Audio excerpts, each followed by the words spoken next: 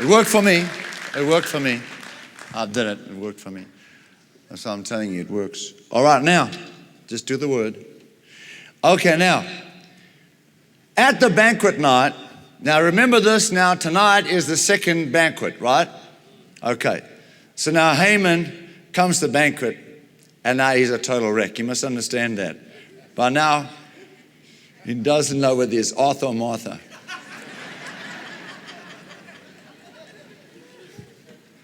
Queen Esther tells the king. They're all sitting down. No, in those days, they didn't sit down. They used to lie down. So lie down and eat. They had these reclining, things. And they had people come by and drop the grape in. You go.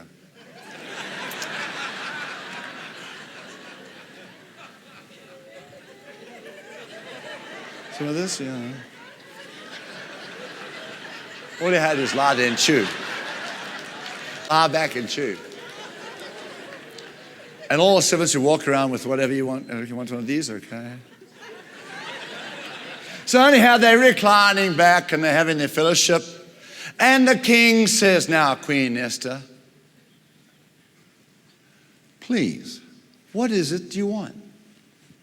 And she says, my lord the king, someone is trying to murder me and all of my people. He says, who's that? Who wants to murder my queen? And she says, this man Haman. The king is so full of rage, he can't contain himself. He gets up and he walks out into the garden in the nighttime. Now he's walking out in the palace yard and palace gardens. He can't take it. He's trying to cool down. This is a total shock to him. His right-hand man wants to kill his wife and all of her people. So while he's out there walking around, Haman is still on his emotional roller coaster. And this is the worst drop of the ride so far. There's one drop worse to come. Anyhow, it's about 75 feet high. Anyway, let you in a little secret. But that's the last drop. But we will talk about that in a moment. So anyhow, he gets up and he goes over to the queen and he just collapses on top of her. and now he's begging. He's begging, oh God, Queen Esther, please help me, deliver me. I'm so sorry. What have I been thinking? Forgive me, save my life, rescue me, deliver me. Please, I beg you.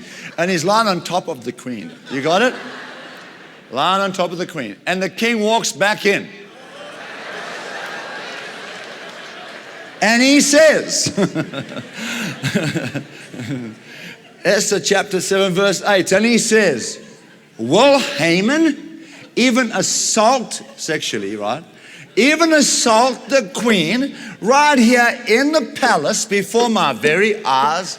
He thinks he's trying to assault his wife sexually. Hello? While he's out in the garden, he's getting fresh with his wife.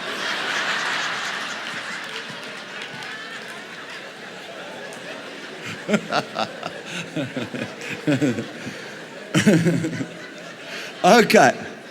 He's having a bad day. Oh my. Now, as the king finished speaking, the king's assistants took a black sack and put it over his head and fastened it. What meaneth this? What meaneth this?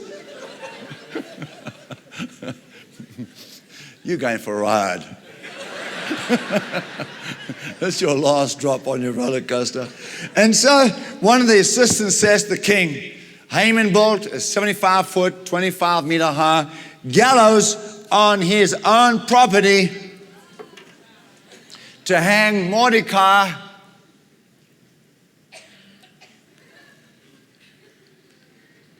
That's not quite 75 feet. Nevertheless, the king says, hang Haman on his own gallows in his own yard.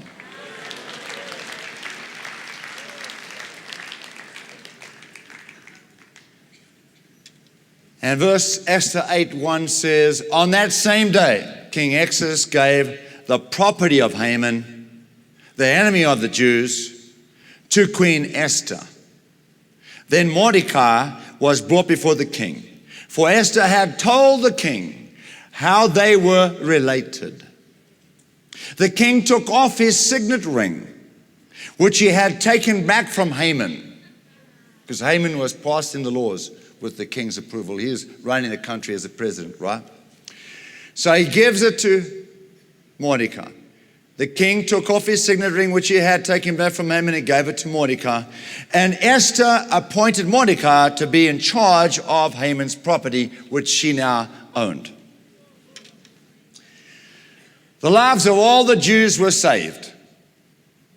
And the king ordered that the Jews who are going to be executed by their enemies should now in turn execute all those who are planning to execute them.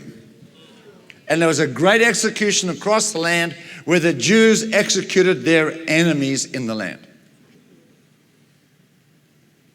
Mordecai was promoted to be president of the empire under the king's command. And Queen Esther and King Xerxes lived happily ever after. Now maybe you are thinking, well, that's all wonderful, Pastor Theo, but my life hasn't amounted to a row of beans. If I look back at my life, I really have nothing to show for my life's accomplishment. That thought comes directly from Satan. You have to tell the devil he's a liar right there. You see, we're thinking wrong. We're thinking like the world thinks. We are trapped in the values of the world. Listen, let's get our thinking straight. Let's get our perspective clear. We are not to think in terms of worldly values. Maybe you look at the rich and famous and you think you are insignificant in comparison. That thought comes directly from Satan. You are not to think in terms of what the world thinks is important. If those rich and famous people don't know Jesus, they are lost souls. The Bible says they are without hope in this world. So who cares what the world thinks is important? When you stand before the throne one day to be judged, you will not stand before the world and a worldly court. You'll be standing for a righteous God who thinks differently, who has different values of what's important. And what God thinks is important should be important to you and me, not what the world thinks is important. Thank you for watching Dr. Theo's YouTube channel. We will continue to offer encouraging and life-changing highlights from Dr. Theo's past, present, and future series and messages. Please take the time to like and share the videos. And most importantly, don't forget to subscribe to the channel.